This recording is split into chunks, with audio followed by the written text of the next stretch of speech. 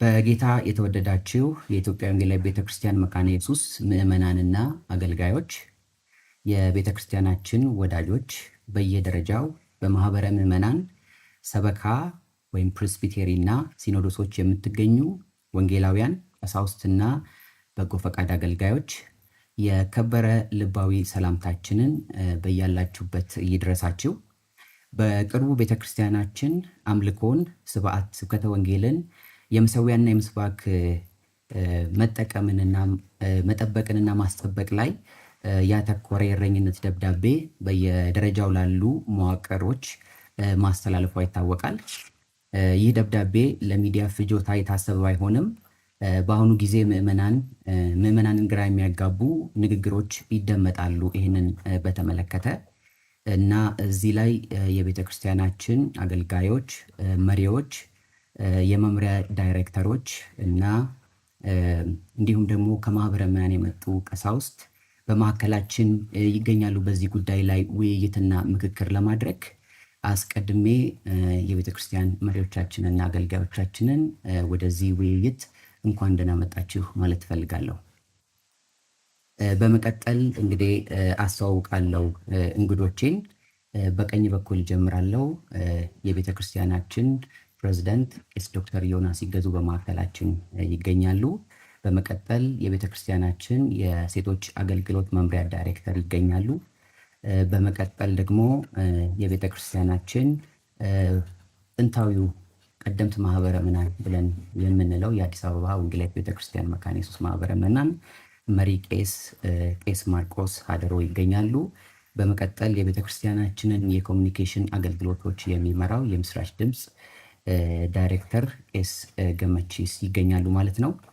በስተግራ በኩል የቤተክርስቲያናችን ምክትል ፕሬዝደንት ቄስ ዶክተር ታሪኩ ቶሎሳ ይገኛሉ። በመቀጠል የቤተክርስቲያናችን የሚስዮንና ቴዎሎጂ መምሪያ ዳይሬክተር ቄስ ላይ ከበደ ይገኛሉ። በመቀጠል ደግሞ የቤተክርስቲያናችን ተባባሪ ጠቅላይ ጸሐፊ ቄስ ፍቃዱ በኛ ይገኛሉ። በመጨረሻ እዛ የሚገኘው የቤተክርስቲያናችን መሪ የከተማ የሚስዮን አገልግሎትና የካምፓስ ሚኒስትሪ ብሔራዊ አስተባባሪ ናቸው። ቄስ ወርቁ ኤባ በማዕከላችን ይገኛሉ። በድጋሚ እንኳን በደህና መጣችሁ። በመቀጠል የምናደርገው ነገር እንግዲህ በዚህ ስፍራ እንግዲህ ኖላዊ ደብዳቤው ድም በመግቢያ ላይ እንደጠቀስኩት ለሚዲያ ፍጆታ ተብሎ ባይሆንም ነገር ግን ሚዲያ ላይ ውላልና ይህንን ጉዳይ በተመለከተ ማብራሪያና ውይይት ስለምናደርግ ይህንን ምስል ለምትመለከቱ ሰዎች ግራ እንዳያጋባ አስቀድመን ኖላዊ መመሪያውን እናነባለን። እንግዲህ አብሬያችሁ ምቆየው እኔ ኦሊስ ጅራ ነኝ። ከኔ ጋር ደግሞ ገመቺስ ደመላሽ አለ። አብረን እንቆያለን። ግንቦት 20 2018 ዓመተ ምህረት ለኢትዮጵያ ወንጌላዊ ቤተክርስቲያን መካነ ኢየሱስ የሲኖዶስ ፕሬዝዳንቶች፣ የአገልግሎት አካባቢ ወይም ማዕከላት አስተባባሪዎች በያሉበት ጉዳዩ የቤተ ክርስቲያኒቱን ስርዓተ አምልኮ፣ የስብከተ ወንጌልና የምስባክና የመሰዊያ ስፍራን መጠበቅና ማስጠበቅን አስመልክቶ ከቤተ ክርስቲያኒቱ ፕሬዝዳንት እየተላለፈ ኖላዊ ወይም የእረኝነት መልእክት። ይህ የእረኝነት መልእክት ዓላማ በአሁኑ ወቅት በቤተ ክርስቲያኒቱ ማኅበረ ምዕመናን በአምልኮ አገልግሎትና በልዩ ልዩ ዝግጅቶች ጊዜ የሚታዩትን ስህተቶችና ጎጂ ልምዶችን በየትኛውም መልኩ ምዕመናን ያሳተፈ የቤተ ክርስቲያን አገልግሎት መደበኛውን የቅዳሴ ስርዓት የተከተለ በሰከነና በተረጋጋ ሁኔታ እንዲሆን በየአገልግሎቱ ወቅት በዋናነት ለቃለ እግዚአብሔር ትምህርትና ስብከተ ወንጌል በቂ ትኩረት እንዲሰጥና በተለይም በመደበኛ የአምልኮ አገልግሎት የሚከናወን ሁሉ የጊዜውም ሆነ የትኩረት ሚዛኑ የተጠበቀ እንዲሆን ለመምከርና በዚህ ረገድ ቀደም ሲል የተላለፉ ውሳኔዎችና መመሪያዎች ያለምንም መጓደል እንዲተገበሩ ለማሳሰብ ነው። የኢትዮጵያ ወንጌላዊ ቤተ ክርስቲያን መካነ ኢየሱስ በመሰረተ እምነቷ በአስተምሮቶቿና ሲዋረዱ በመጡ ወጎቿና ልምምዶቿ ላይ የተመሰረተ ስርዓተ አምልኮ አላት። ስለዚህም በየትኛው አውድ የሚከናወነው የቤተ ክርስቲያኒቱ ስርዓተ አምልኮ የመሰረተ እምነቷና የመሰረታዊ አስተምሮቿ ነጸብራቅ ወይም ሪፍሌክሽን ናቸው። ይህንን እውነት ያላገናዘበ የአምልኮ አገልግሎት በቀጥታም ሆነ ቀጥታ ባልሆነ መንገድ የቤተ ክርስቲያኒቱን ማንነት እንደ መሸርሸር ይቆጠራል ማለት ነው። የዚች ቤተ ክርስቲያን ምዕመናን የቤተ ክርስቲያኒቱን መሰረተ እምነት ከስርዓቶቿ ወይም ከነመገለጫዎቹ ጋር አምነው መቀበላቸውን ያረጋግጡና ለዚህም በፍጹም የሚገዙ መሆናቸውን በይፋ ያስታወቁ ናቸው። ስለዚህም ማንኛውም ስርዓትና አሰራር መጠበቅ በዋናነት የጸጋ በረከት ሲሆን፣ በሌላ ደግሞ ከፍቅር የሆነ ግዴታዎች ይሆናሉ። ይህን የሚያደርጉ ከሆነ በስም ብቻ ካልሆነ በስተቀር በእምነት የቤተ ክርስቲያኒቱ ምዕመናን ስላልሆኑ ሌላ የራሳቸውን አማራጭ ከመውሰድ ያለፈ የተቃውሞ ወይም የተቃርኖ ተግባር መፈጸምን ቤተ ክርስቲያኒቱ አትፈቅድላቸውም። የቤተ ክርስቲያን ቀዳሚና ዋነኛው ተግባር የአምልኮ አገልግሎት ነው። እግዚአብሔር ላደረገልን ነገር ሁሉ የእኛ የምዕመናን ምላሽ አምልኳችን ነው። በአምልኮ አማካኝነት ፍቅራችንንና መሰጠታችንን ፈጽሞ ለሱ መገዛታችንን እንገልጻለን።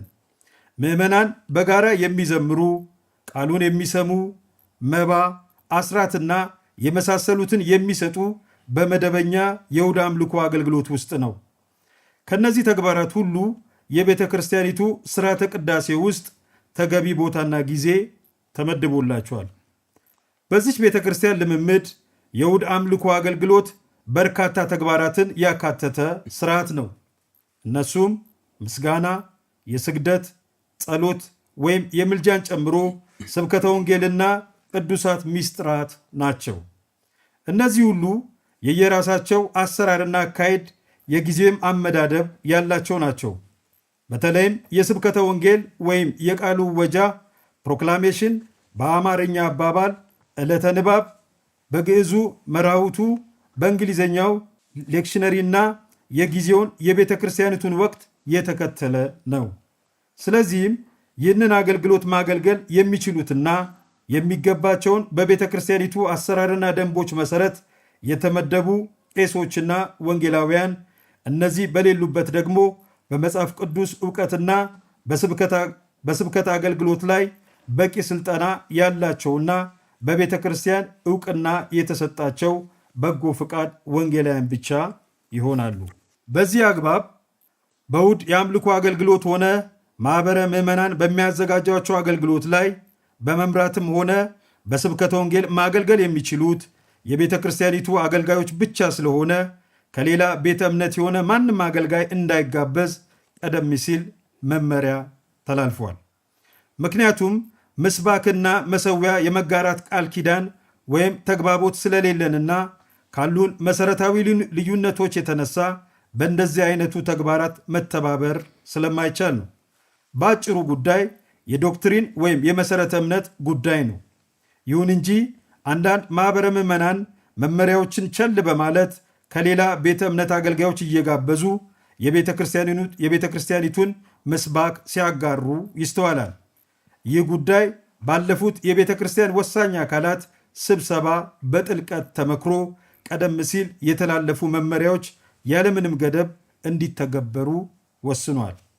በመሆኑም ከአሁኑ ጀምሮ በቤተ ክርስቲያኒቱ ማኅበረ ምዕመናን የአምልኮም ሆነ የኮንፈረንስ አገልግሎቶች ላይ ከሌላ ቤተ እምነት መጋበዝና ማሳተፍ ፈጽሞ የማይፈቀድ መሆኑንና ይህንን በማያከብሩ ላይ የቤተ ክርስቲያኒቱ ባላት አሰራርና ደንብ መሰረት ጉዳዩን ከሚመለከታቸው ሁሉ እንደ ጥፋቱ ክብደት ከአገልግሎት እስከ ማገድና ከኃላፊነት እስከ ማንሳት፣ ቄሶች ከሆኑ የቅስና ኃላፊነታቸውን እስከ መግሰስ የሚደርስ እርምጃ ይወሰዳል።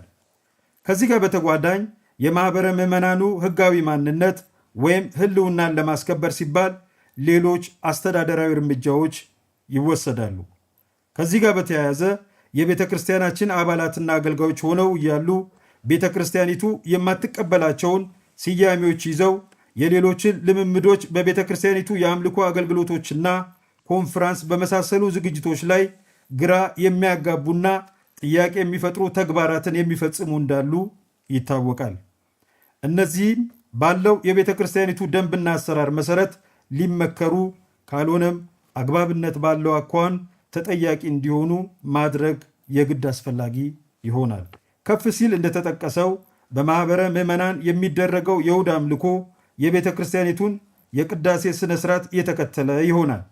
በዚህ መሠረት ለዕለቱ የተመደቡ ሦስቱ የመጽሐፍ ቅዱስ ጥቅሶች ይነበባሉ። ከጥቅሶቹ መካከል በአንዱ ቢቻል በወንጌሉ ክፍል ላይ ይሰበካል። ከዚህ ውጪ ማሰብ ከቤተ ክርስቲያኒቱ የወቅቱ አውድ ጋር የማይሄድ ስለሆነ ፈጽሞ ሊስተናገድ አይችልም። የአምልኮ አገልግሎትን ከሚያዛቡና ማኅበሩን ተገቢ አገልግሎት እንዳያገኝ ወይም እንዳይሳተፍ ከሚያደርጉ ተግባራት አንዱ ዝማሬ ነው። በተለይም አስመላኪ ወይም የአምልኮ ዝማሬ መሪዎች በሚል የሚባክነው ጊዜ ከጊዜ ጋር ተያይዞ በመዘምራን አገልግሎት የሚወሰደው ጊዜ የአምልኮን አገልግሎት ቅኝት በእጅጉ የሚጎዳ ነው። በአንዳንድ ማኅበረ ምዕመናን ሕዝቡ በዝማሬ ብዛት ለመስማት ዝግጁ መሆን በማይችልበት ጊዜ ላይ ሰባኪው ለስብከት ሲጋበዝ ይስተዋላል። ስለዚህም በቤተ ክርስቲያናችን በየትኛውም አውድ የሚከናወነው የአምልኮ አገልግሎት ወይም ዝማሬን ጨምሮ በቄሱ ብቻና ምናልባት ቄሱ በሚቆጣጠረው ሁኔታ የስብሐት ለአምላክ መዝሙር ዝማሬን በመምራት ቄሱን የሚያግዙ ካልሆነ በስተቀር ሌላው ልምምድ እንዲበቃ መደረግ አለበት። ይህም ማለት በ2 ሰዓት የአምልኮ ጊዜ ውስጥ ቢያንስ 1 ሰዓት ያህሉ ለቃሉ እወጃ መፈቀድ ይገባቸው። ይህም ለምሳሌ የዕለቱን የመጽሐፍ ቅዱስ ምንባቦችና የስብከተ ወንጌል እንዲሁም የመዘምራን አገልግሎትን ያካትታል። የስብከት አገልግሎት እስከ 35 ደቂቃ ቢሆን ይመረጣል። የቤተ ክርስቲያኒቱ ቄሶች በየእሁዱ በራሳቸው ማኅበረ ምዕመናን ወይም በሌላ የቤተ ክርስቲያኒቱ ማኅበረ ምዕመናን ብቻ ማገልገል ወይም መሳተፍ እንጂ በሌሎች ቤተ እምነቶች ከማገልገል መቆጠብ ይጠበቅባቸዋል። ቄሶች ወይም ወንጌላውያን ምናልባት ቤተ ክርስቲያኒቱ ከሌሎች ኢኩሜኒካል ወይም የትብብር አካላት ጋር በጋራ በሚያዘጋጁት የአምልኮ አገልግሎቶች በስብከትም ሆነ በመምራት እንዲያገለግሉ ሊደረግ ይቻላል። ይህም ቤተ ክርስቲያኒቱ በውል የምትሳተፍባቸው ለምሳሌ የኢትዮጵያ ወንጌላውያን አማኞች አብያተ ክርስቲያናት ካውንስል በሚሰናዱ ስርዓቶች ብቻ የሚገደብ ይሆናል። ከዚህ ደብዳቤ ጋር ቀደም ሲል በቤተ ክርስቲያኒቱ ወንጌል ተልእኮና ቴዎሎጂ መምሪያ ተዘጋጅተው በሚስዮንና ቴዎሎጂ ቦርድ ከታዩ በኋላ ለቤተ ክርስቲያኒቱ ወሳኝ መድረኮች ቀርበው የጸደቁና እስከ ማኅበረ ምዕመናን እንዲደርሱ በሚል በቀድሞ የቤተ ክርስቲያኒቱ ፕሬዝደንት ፊርማ የተላለፉ መመሪያዎችና ጽሑፎች ዳግመኛ ተፈርሞ እንዲደርሳቸው ተደርጓል። ይህ የእረኝነት መልእክት የቤተ ክርስቲያኒቱን መሠረተ እምነትና ስርዓቶች ከማስጠበቅ አንጻር ለማኅበረ ምዕመናን ሁሉ ቀጥታ እንዲተላለፍ ታስቦ ኮትሮ በተለየ መልኩ አኳኋን ዘርዘር ባለመልኩ የተሰናዳ መሆኑ እንዲታወቅና ያለምንም መዘግየት እንዲተገበር አሳስባለሁ።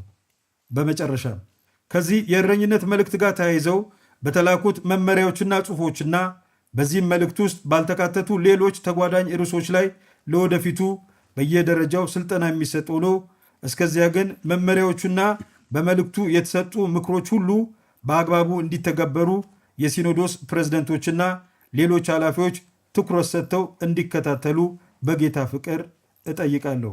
ጌታ አገልግሎቱንና አገልጋዮቹን ይባርክ። ቄስ ዶክተር ዮናስ ይገዙ፣ የኢትዮጵያ ወንጌላዊ ቤተክርስቲያን መካነ ኢየሱስ ፕሬዝደንት። ወንድም ደመላሽ በጣም እናመሰግናለን። ቆንጆ ንባብ ነው ያደረክልን። የመጀመሪያ ጥያቄ የሚሆነው እንግዲህ ለቤተክርስቲያኒቱ ፕሬዝደንት ነው እና ያው በእርሶ ፊርማና በቤተክርስቲያኒቱ ማህተም እንደወጣ ይታወቃል። ግን ይሄ ጥያቄ ስላለ ይህን ጉዳይ ክሊር ለማድረግ ነው። ይሄ ዶኪመንት በቤተክርስቲያኒቱ ፕሬዝዳንት እንዲሁም የመጋቢነት አገልግሎት የበላይ ጠባቂ በሆኑት በእርሶ ነው ወይ የወጣው የሚለውን ጥያቄ እንዲያጠሩልን ነው። ምክንያቱም መደበኛ ስርዓቱን ሳይጠብቅ ወደ ሚዲያ ስለመጣ ማለት ነው። እንዲሁም ከዚህ ጋር አያይዘው እንዲያብራሩልን የምንፈልገው የኖላዊ ደብዳቤ ዓላማው እንዲሁም ደግሞ የዚህ ደብዳቤ ይዘት በተመለከተ ገለጻ ቢያደርጉልን። አመሰግናለሁኝ። ሁላችሁንም በዚህ ስፍራ በዚህ መድረክ ላይ አብረን የምንሳተፉ ወገኖች እኔም በበኩሌ እንኳን ደህና መጣችሁ እላለሁኝ። በዚህም እያገዛችሁን ያላችሁት የሚዲያ አገልጋዮች እግዚአብሔር ይባርካችሁ እንላለን። እንግዲህ ይሄ ኖላዊ ደብዳቤ ወይም የእረኝነት መልእክት የሚባለው በትክክል በቤተ ክርስቲያኒቱ ውሳኔ መሰረት በቤተ ክርስቲያኒቱ ፕሬዚደንት ተፈርሞ የወጣ መልእክት ነው። በመሰረቱ ይሄ ደብዳቤ ነው ወይም ደግሞ መልእክት ነው። ለውስጥ ለቤተሰብ የተላከ ለማህበራነ ምዕመናኖቻችን ማስተማሪያ ወይም ምክር እንዲሆን ታስቦ የተላለፈ መልእክት እንጂ መግለጫ አይደለም፣ አዋጅም አይደለም። የምክር የእረኝነት ደብዳቤ ነው። ለማህበራነ ምዕመናን መሪዎች እና ለቄሶች የቤተ ክርስቲያኒቱን ዋና ዋና ጉዳዮችን ለሚያስፈጽሙት እገዛ እንዲሆን ታስቦ የተደረገ ነገር ነው። በነገራችን ላይ ይሄ ደብዳቤ ከወጣ በኋላ በውስጥ ቤተ ክርስቲያኒቱ ልዩ ልዩ ዝግጅቶች እያደረገች ነው። በደብዳቤው መጨረሻ አካባቢ እንደተገለጸው በዚህ ኖላዊ ደብዳቤ ውስጥ የተገለጹትንና በተያያዥነት ደግሞ ሊነሱ የሚችሉትን ጉዳዮች አስመልክቶ ስልጠና ይሰጣል። ማለትም የአፈጻጸም ስልጠና ማለት ነው። ስለዚህ በዚህ ደረጃ የአፈጻጸም ክትትል እንኳን ማድረግ አልተጀመረም። እንደ መካነ ኢየሱስ አንድን መመሪያ ስናወጣ መመሪያው ምዕመናን ዘንድ ከደረሰ ወይም ደግሞ ወደሚመለከተው መዋቅር ከደረሰ በኋላ አፈጻጸምን በሚመለከት የሚመለከታቸው አካላት ድጋፍ ያደርጋሉ። ስለዚህም ይሄ መመሪያ የአፈጻጸም ክትትል አልተጀመረለትም። ዝግጅቱ አለ። ያለ ጊዜው ለሚዲያ ወጣ። ቤተክርስቲያኒቱ ለሚዲያ አላሰበችውም። ደግሞም እንደምትመለከቱት ደብዳቤው መግለጫም አይደለም። ቤተክርስቲያኒቱ ለሚዲያም አላሰበችም። በተለምዶም የውስጥ ጉዳዮቻችንን በውስጥ ነው የምንጨርሰውና ለውስጥ ለቤተሰብ ታስበው የተደረገ ነው። ዓላማው ቤተ ክርስቲያኒቱ ያጋጠማት የማንነት ጥያቄ ዙሪያ እርምት ለማድረግ የታሰበ ነው። የቤተ ክርስቲያን ማንነት ስርዓቷ፣ ትውፊቷ፣ ስነ መለኮታዊና ዶክትራይናል ወይም ደግሞ አስተምሮአዊ መሰረቷ ናቸው። እኛ የኢትዮጵያ ወንጌላዊት ቤተክርስቲያን መካነ ኢየሱስ የሉትራን ሪፎርም ትራዲሽን ይዘን ያለን ስንሆን አሰራራችንና ስራችን ሁሉ የምናምነውን እምነት እንዲጠብቅልን ነው። ያንን ለማስጠበቅ እንሰራለን።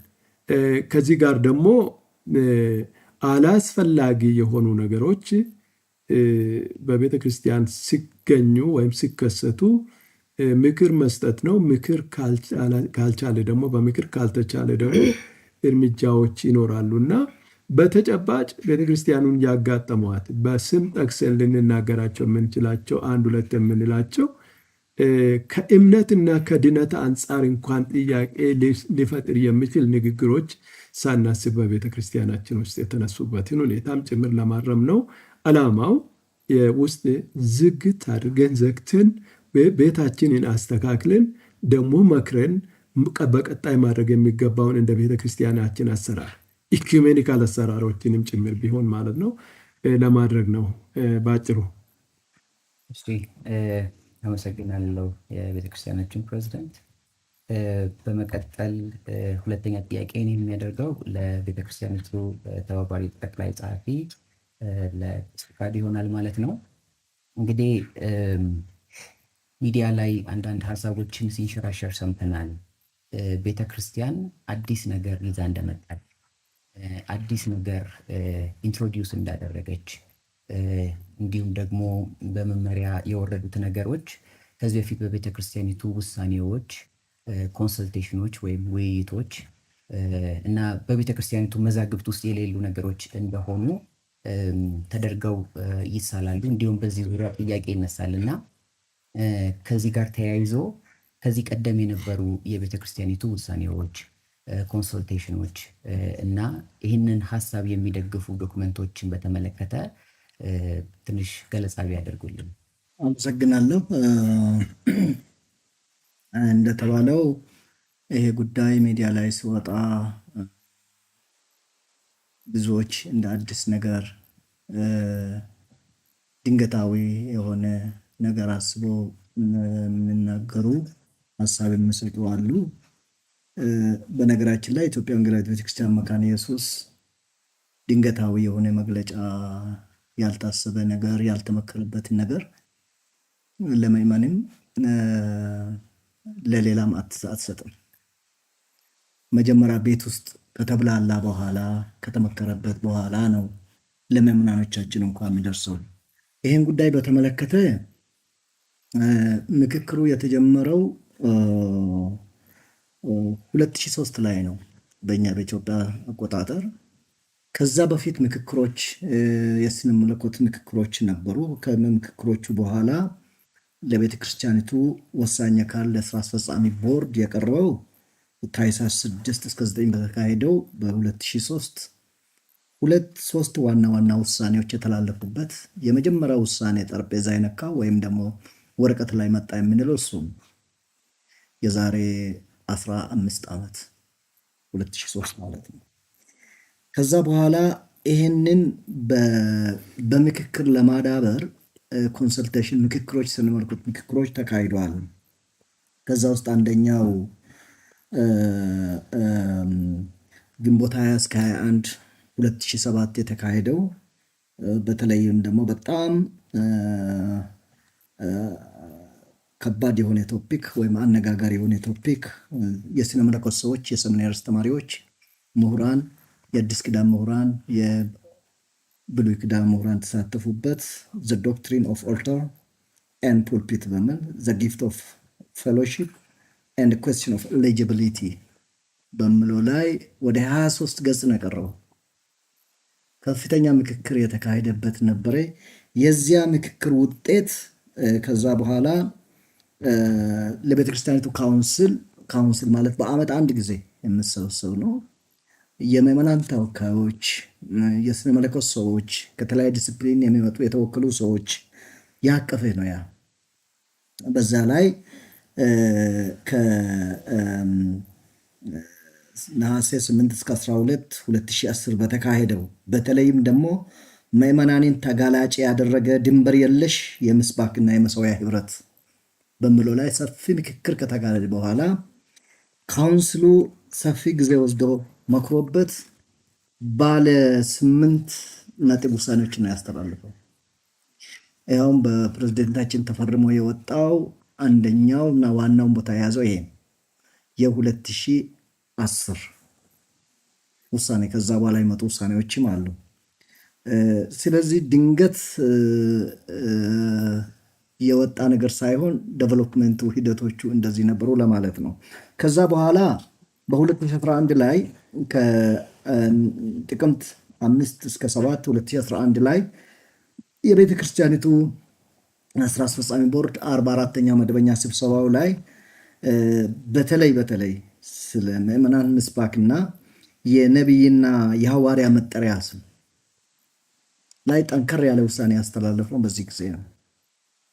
እነዚህ አይነት ስያሜ ያላቸው ይህንን ታይትል የሚጠቀሙ ሰዎችን ቤተክርስቲያኗ እንደማትጋብዝ፣ ለራሷም እንደማትጠቀም፣ ይህን የሚጠቀሙት ወደ ራሷ መድረኮች እንደማትጋብዝ በዚህ ላይ ምዕመናን ጥንቃቄ እንዲያደርጉ በየደረጃው ያሉ አገልጋዮች፣ ቄሶች፣ ቤተክርስቲያን የማህበራውያን ሽማግሌዎች ይሄንን ነገር የቤተክርስቲያኒቱ ውሳኔ ተግባራዊ እንዲያደርጉ ተብሎ ጠንከር ያለ ውሳኔ የተላለፈው ባለ 3 ነጥብ ውሳኔ የተላለፈው 2011 ላይ የተላለፈው ውሳኔ ይሄ ከዋና ቢሮ ጀምሮ እስከ ማህበረ ምዕመናን ሽማግሌዎች ድረስ የሚሄድ ነው ማለት ነው። በዚህ አልቀረም።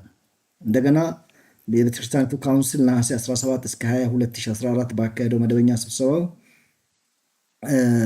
ሌላ የመነጋገሪያ ውሳኔ አድርጎ የተነጋገረበት ይሄኛውም ደግሞ ከወንጌላውያን ከነዚህ ከስያሜ ውጭም ሆኖ ከሌሎች ቤተክርስቲያን ጋር ስላለን ግንኙነት በተለይም በስራ ከምናገኛቸው በልማት ስራዎች ጋር አብረን የምንሰራቸው መድረኮችን መጠቀም የሚቻልበት ሁኔታ ይኖራል ወይ የሚለውንም እሱንም ለመዳሰስ ያም እንደማይፈቀድ አድርጎ ውሳኔ የተላለፈበት ነሐሴ 2014 ላይ ያለ። እንደገና ስራ አስፈጻሚ ቦርድ 60ኛው የተካሄደው ከታኅሳስ 11 እስከ 12 2016 ነው።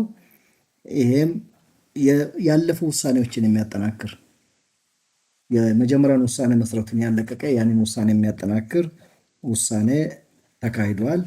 በሰባተኛ ደረጃ በ2018 ከጥር 29 እስከ 30 2018 በተካሄደው የቤተክርስቲያን ስራ አስፈጻሚ ቦርድ ስብሰባ ላይ ባለ 4 ነጥብ ውሳኔ ተላልፏል።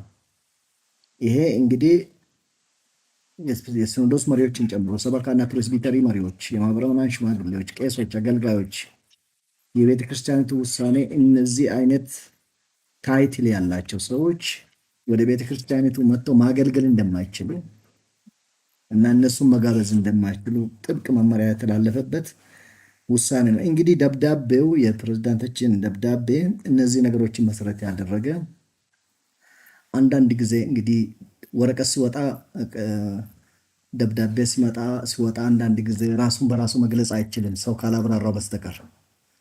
ያ ካልሆነ በስተቀር እነዚህ ውሳኔዎችን ተግባራዊ ለማድረግ ክትትል ለማድረግ የተላለፉ ውሳኔዎች ናቸው። ስለዚህ ቤተክርስቲያናችን ላለፉት 15 ዓመታት ስትሰራበት የነበረ አጀንዳ ሆኖ ለምዕመናን ያደረሰ ነው እንጂ አዲስ ነገር እንዳልሆነ ለመግለጽ እወዳለሁ። አመሰግናለሁ። የተወደዳችሁ ተመልካቾቻችን ከኢትዮጵያ ወንጌላዊት ቤተክርስቲያን ወቅታዊ ዝግጅታችን ላይ ትገኛላችሁ። አብራችሁን ስላላችሁ እናመሰግናለን። እንግዶቻችንም አብራችሁን እየቆያችሁ ስላለ በድጋሚ እናመሰግናለን። ቀጣዩ ጥያቄ ለቄስ ዶክተር ታሪኩና ቄስ ማርቆስ አቀርባለሁ። እንደ ቤተክርስቲያኒቱ አስተምሮና ትውፊት የእሑድ አምልኮ ስርዓታችን ምንን ማዕከል ያደርጋል? አሳታፊ ነው ስንል ምን ማለታችን ነው? በአጠቃላይ ይዘቶቹን ከስርዓተ ቅዳሴ ጋር እያያዘው ብትገልጹልን። አመሰግናለሁ። እኔም ስለተሰጠኝ እድል ስለተነሳውም ጥያቄ በመጀመሪያ ማንሳት የሚፈልገው የኢትዮጵያ ወንጌላዊት ቤተክርስቲያን መካነ ኢየሱስ ሉትራዊት ቤተክርስቲያን ናት። ከጊዜ ወደ ጊዜ ደግሞ ሉትራዊ ማንነቷን በማስጠበቅ ምዕመናኖቿን በእምነት እንዲቆዩ ሌሎቹም ደግሞ ወደዚህ ወደ ክርስቶስ ህብረት እንዲመጡ ትሰራለች። ይህ ማለት የምዕመናን ጥበቃ እንደገናም ደግሞ ሌሎችን በወንጌል መድረስ ማለት ነው።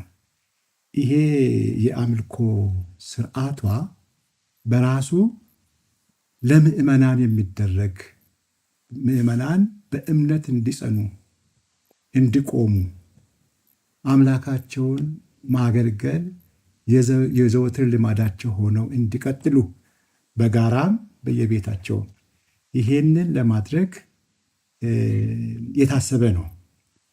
ስለዚህ ይሄ የቤተ ክርስቲያኒቱ የአምልኮ ስነስርዓት የቤተ ክርስቲያኒቷን አስተምሮ መሰረት ያደረገ ያንን ደግሞ የሚያንጸባርቅ ነው። የቅዳሴውም ስነስርዓት ስትመለከቱ እንደገናም ደግሞ የቅዳሴው ስነስርዓት ወደ ተግባር ስትተረጎም የአምልኮ ሂደቱንም ስትመለከቱ ሁለቱም አምልኮውም መጽሐፈ ቅዳሴውም የቤተ ክርስቲያኒቱን ስነ መለኮታዊ አስተምሮ የሚያንጸባርቁ የሚያሳዩ፣ በዚያ መሰረት ደግሞ የተዋቀሩ ናቸው። እንግዲህ ይሄ ማለት ደግሞ የቤተ ክርስቲያናችን ምዕመናን አምልኮ ማዕከሉ የክርስቶስ ስራ ነው። የክርስቶስን ስራ እግዚአብሔር በክርስቶስ ኢየሱስ በኩል ሰዎችን ሁሉ ለማዳን የሰራውን ስራ ማዕከል ያደረገ ነው። ስለዚህ ክርስቶስን ማዕከል ያደረገ ነው። የእግዚአብሔርን ስራ ማዕከል ያደረገ ነው። የእግዚአብሔርን ቃል ማዕከል ያደረገ ነው። ይሄ በሚሆንበት ጊዜ ነው አምልኮ ትክክለኛ ነው የሚባለው። ይሄ ደግሞ መሪው ይመራል፣ ምዕመናን ደግሞ በየክፍሎቹ ስንመለከት ምላሽ ይሰጣሉ። ስለዚህ እነዚህ በአምልኮ ሂደት ውስጥ የሚደረጉ ስርዓቶች ህይወት ያላቸው ናቸው። የሚታዩ፣ የሚዳሰሱ፣ ሴንስ የሚደረጉ ናቸው እና መስማት ብቻ አይደለም፣ መናገርም አለ። ምዕመናን ይሰማሉ፣ ደግሞ ይናገራሉ፣ ይመልሳሉ። የመጨረሻው ብታዩ ምላሽ ላይ ከመዝሙርም ከጸሎትም ያለፈ መጨረሻ ላይ መባቸውን ይሰጣሉ። ይሄ ምላሽ ነው። እግዚአብሔር ስላደረገላቸው ነገር አስበው እግዚአብሔርን የሚያመሰግኑበት ነው። እንግዲህ ይሄ በአጠቃላይ ስንመለከት 3 ክፍሎች ነው ያለው።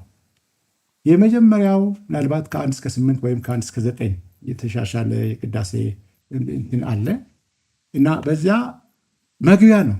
ይሄ መግቢያ ምዕመናን ኃጢአታቸውን ተናዘው የኃጢአት ይቅርታ ተቀብለው ወደ አምልኮ ለመግባት የሚዘጋጁበት ነው።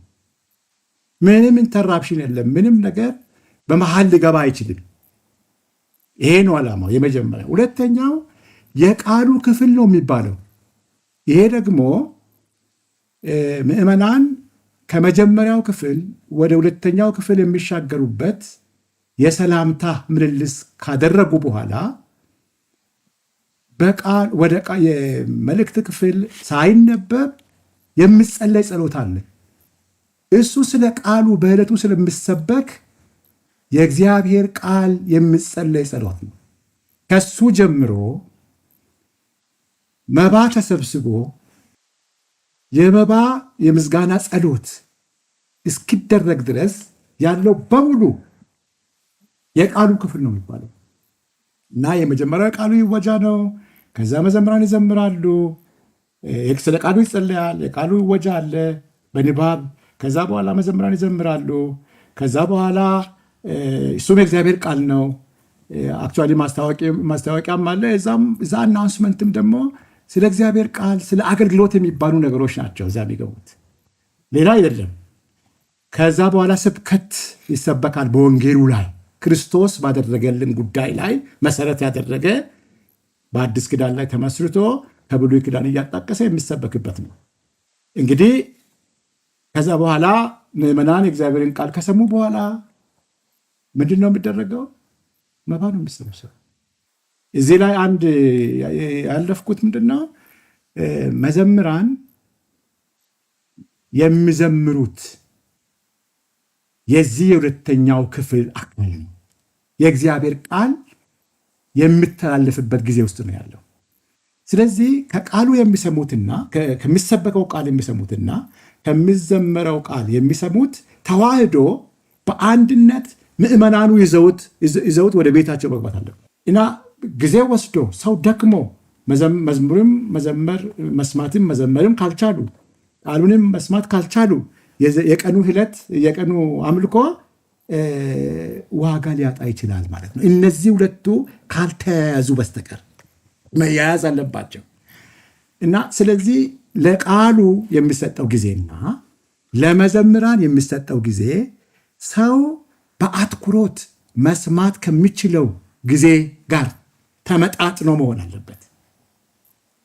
ለቃሉ ደግሞ ለስብከት በስብከት የሚቀርበው ቃል ደግሞ የተሻለ ጊዜ ነው ሊሰጥ የሚገባው። ውሳኔውም ያለው እንደዚህ ነው፣ መሰረቱም እሱ ነውና ከዛ በኋላ የመጨረሻው የምዕመናን ሁሉንም ካደረጉና ከሰሙም ምላሽም ካደረጉ በኋላ እንደገና የክርስቶስ ስራ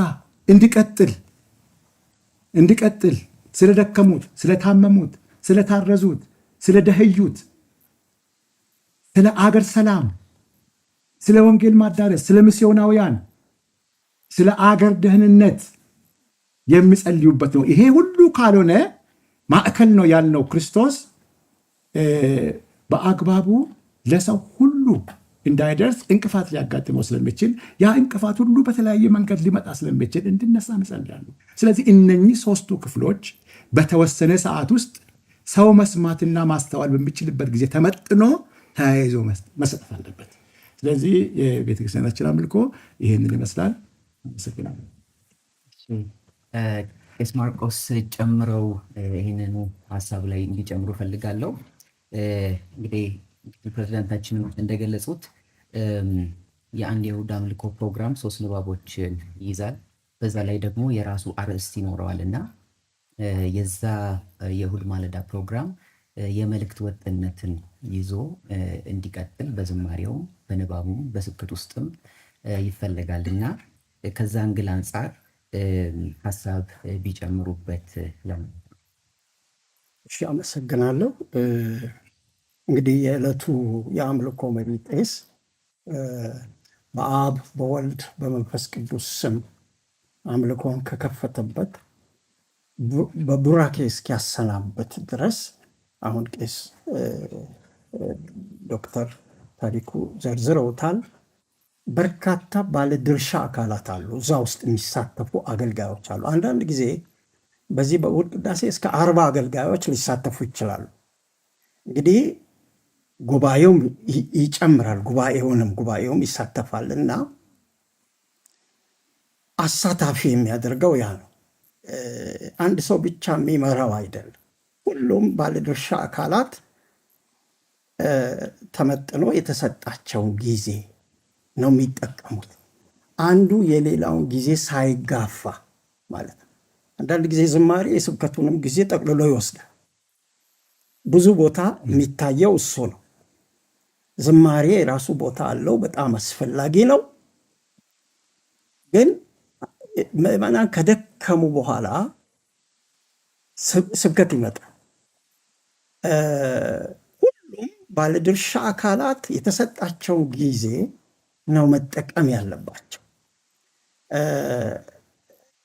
ይሄ እንግዲህ ቁጥጥር ይፈልጋል ማለት ነው። ቁጥጥር ሲኖር ደግሞ አምልኮ ውበት ያለው የተንዛዛ አይሆንም፣ ምዕመናንን የሚያደክም አይሆንም። ስለዚህ የቄሱ እረኝነት የጊዜ እረኝነት፣ ጊዜውን በአግባቡ እያንዳንዱ አገልጋይ መጠቀሙን ማረጋገጥ ይኖርበታል። ስለዚህ አሳታፊነቱ አገልጋዮችንም ምዕመናንንም አንዳንዴ 20-30% ምዕመናን አይዘምሩም። ለማምለክ መጥተው የማያውቁት መዝሙር ስለሚቀርብ አይዘምሩም። ወይም የተቀጣጠለ አዝማች ስለሚቀርብ አያውቁት። ስለዚህ እጃቸውን አጣምረው ባይተዋር ይሆናል በቤታቸው። እንደሱ መሆን የለበት። በተቻለ መጠን አዝማች ላይ ብቻ አይደለም መልእክት ያለው፣ ቁጥሮችም ላይ ስታንዛዎቹም ላይ ነው መልእክት ያለው እና ሙሉ ቁጥሮች ጉባኤው የሚያውቀው መዝሙር ቢቀርብ ጉባኤው በሙሉ ይሳተፋል። እንደዛ ቢደረግ በጣም ጥሩ ነው። አሁን አንዳንድ ጊዜ የተለያዩ ቦታዎችን ስቃኝ እኔ ምዕመናን ስብከት ጊዜ ላይ ነው የሚገቡት እና ስለዚህ አምልኮ ሁሉንም የሚያሳትፍ እንዲሆን ማድረግ ያስፈልጋል። ይሄ ደግሞ የቄሱ ኃላፊነት ነው እና ሲዘመር ምን ያህሉ እንደሚዘምር ቴክ ማድረግ ያስፈልጋል፣ ማየት ያስፈልጋል። ስንት አንዳንዱ ጸጥ ብሎ የተቀመጠ ሊኖር ይችላል እና ስለዚህ ይሄ የእሁድ የቅዳሴ አገልግሎታችን ቄስ ዶክተር ታሪኩ ዘርዝሯል። ኮንተንት አለው፣ ይዘት አለው፣ የማይቀሩ ነገሮች አሉ እዛ ውስጥ የሚገቡ እና አሁን ተመጋጋቢ በተቻለ መጠን አሁን እኛ ጋር የዕለቱ በየእሁዱ መካነ ኢየሱስ በካላንደር ያዘጋጀችው የትምህርት ርዕስ አለ እና መዝሙሮች በዛ መሰረት ነው የሚመረጡት። ስለ መንፈሳዊ ውጊያ ከሆነ፣ ስለ ጸሎት ከሆነ፣ ስለ አንድነት ከሆነ መዝሙሮች የሚመጡት ያንን በሚያንጸባርቅ መልኩ ነው ተመርጠው የሚቀርቡት። ስለዚህ ተመጋጋቢ ነው የሚሆን አገልግሎቱ። አንዳንዴ ግን በርዕስ ለሰባኪ የምንሰጥበት ጊዜ አለ። በርዕስ ሊሰጥ ይችላል አስፈላጊ የሆነ ትምህርት ወይም ደግሞ መጽሐፍ ዳሰሳ ሲያስፈልግ አንዳንዴ ወጣ እንላለን። ግን ስትሪክትሊ ሌክሽነሪ ነው የምንከተለው። እንደው መረጃ ለመስጠት ያክል እንግዲህ በቤተ ክርስቲያናችን ይህ ካሌንደር በዋይዲሲኤስ እየታተመ ለግድግዳ በሚሆን መልኩ ለኪስ በሚሆን መልኩ ይቀርባል። ከዛ በተጨማሪ ቅርብ ጊዜ ወዲህ በዴምቲ ተዘጋጅቶ የቀረበ አፕሊኬሽን አለ እና ምናልባት ይሄንን ሁሉም ሰው ለፐርሰናል ዲቮሽኑ ለባይብል ስተዲው መጠቀም እንዲችል በስልክ አፕሊኬሽኑ ላይ ይሄንን ካሌንደር ማግኘት ይችላል እና ይህንን ካሌንደር ለማግኘት በጉግል ስቶር ላይ ሌክሲካል ባይብል ሪዲንግ ብለው ምዕመናን ሰርች ቢያደርጉ የቤተ ክርስቲያናችን የሚታወቀው መስቀል ያለበት አፕሊኬሽን አለ እና እሱን አውርደው መጠቀም ይችላሉ የሚለውን ለመጨመር ነው። አመሰግናለሁ ቄስ። በመቀጠል መልሼ ወደ ቄስ ዶክተር ታሪኩ እመለሳለሁ። የቤተ ክርስቲያናችን እንግዲህ የመሠዊያና የምስባክ ስፍራን በተመለከተ የራሷ የማጋራት ፖሊሲ ያላትና ቅድምም ከዚህ ረገድ አንጻር የተወሰኑ ውሳኔዎች ተጠቅሰዋል። ምን ማለታችን ነው? መሠዊያና ምስባክን ማጋራት በተመለከተ የቃል ኪዳን ስምምነት ያስፈልገናል ስንል ምን ማለታችን ነው? እንግዲህ አመሰግናለሁ። አሁንም ይሄ ቀደም ሲል እንደተናገርኩት ይህም ቤተክርስቲያን መሠዊያንና መስበኪያን ማጋራትን በሚመለከት በየጊዜው የወሰነቻቸው ውሳኔዎች ምዕመናኖቿን በእምነት ጸንተው እንዲኖሩ ከመጠበቅ ከስህተትና ከስህተት አሰራሮች እንዲሁም ደግሞ ከአሳቶችም ደግሞ እንደዚሁ ለመከላከል ብላ ነው።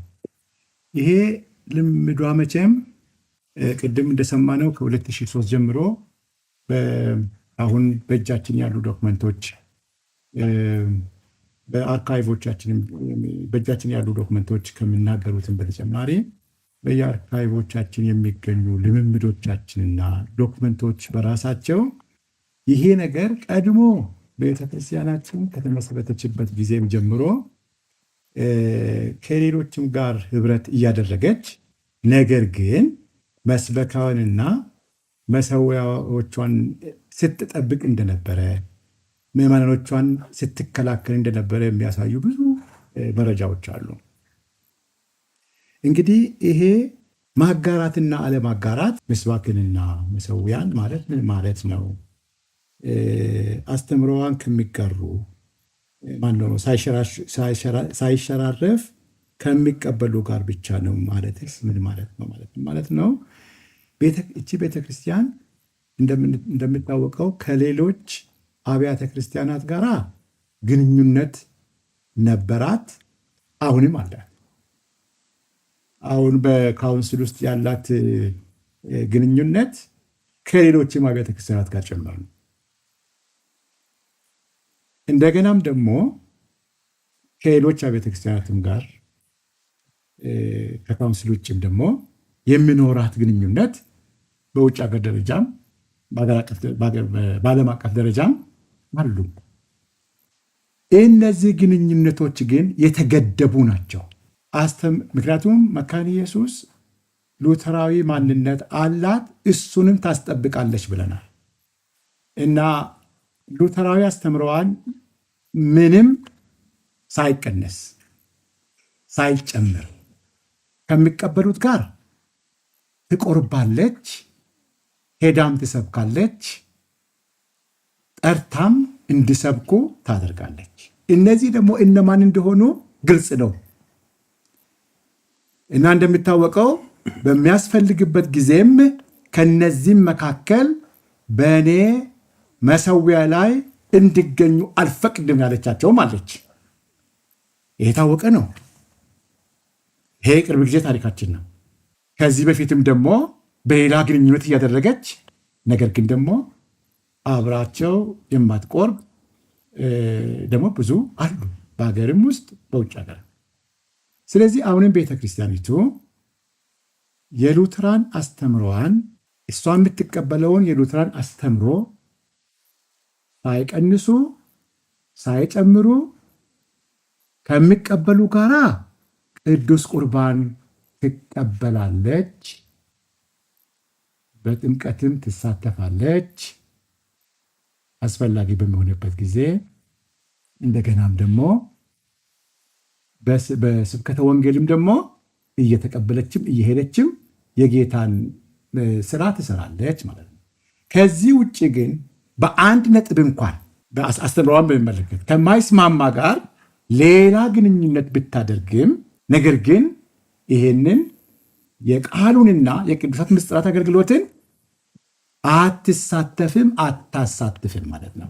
ስለዚህ በዚህ ደረጃ ይሄ ፉል ኮሚኒየን የሚባለው በማህበረ ምዕመናን ደረጃም ደግሞ በጣም መልስ ሊያገኝ የሚገባው ሌላኛው ከዚህ ውጭም ነው። እሱ እየሰራንበት እየኖርንበት ነው። ከሌሎች አብያተ ክርስቲያናት ምዕመናን ጋር የሚኖረን ግንኙነት የጋራ ጉዳዮችን አብረን እየሰራን የግል ጉዳዮቻችን በቤታችን እንሰራለን። ይሄ ደግሞ ምዕመናኖቻችን እንዲጠበቁ ለማድረግ ነው። ምክንያቱም ምዕመናኖቻችን በእኛ ማነው ከሌሎች ቦታ ከሌሎች አብያተ ክርስቲያናት የሚጋበዙ አንዳንድ አገልጋዮች እየሰማን እያየን አልዳናችሁም እያሉ ለምዕመናኖቻችን የሚናገሩበት ሁኔታ ግልጽ ነው እየታየ እየመጣ ያለ ስለሆነ ምዕመናኖቻችን ደግሞ ግራ በመጋባት ሌላውን በመፍራት ወደ ቤቱ እንድመለስ ስለማንፈልግና ብሎም እምነቱን እንድተው ስለማንፈልግ እነዚህ አይነት አሰራሮችን ለመከላከል የታሰበ